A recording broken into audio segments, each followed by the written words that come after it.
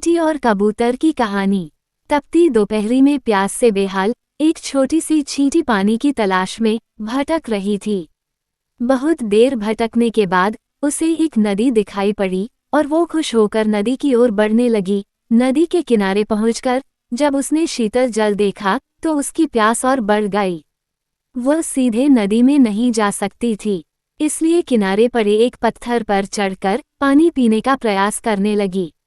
लेकिन इस प्रयास में वह अपना संतुलन खो बैठी और नदी में गिर पड़ी। नदी के पानी में गिरते ही वह तेज धार में बहने लगी। उसे अपनी मृत्यु सामने दिखाई देने लगी।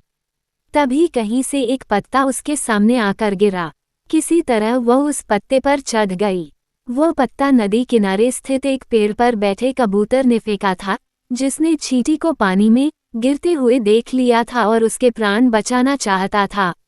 पत्ते से साथ बहते हुए चींटी किनारे पर आ गई और कूदकर सूखी भूमि पर पहुंच गई।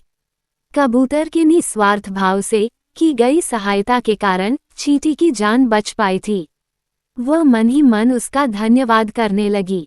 इस घटना को कुछ ही दिन बीते थे कि एक दिन कबूतर बहेलिये के द्वारा बिछाए जाल में फंस गया।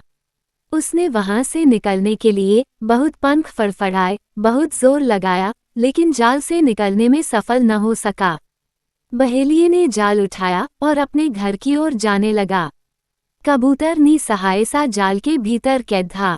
जब चींटी की नज़र जाल में फंसे कबूतर पर पड़ी तो उसे वह दिन याद आ गया जब कबूतर ने उसके प्राणों की रक्षा की थी। चींटी तुरंत बहेलिये के पास पहुंची और उसके पैर पर जोर जोर से काटने लगी। बहेलिया दर्द से छटपटाने लगा। जाल पर से उसकी पकड़ ढीली पड़ गई और जाल जमीन पर जा गिरा। कबूतर को जाल से निकलने का अवसर प्राप्त हो चुका था।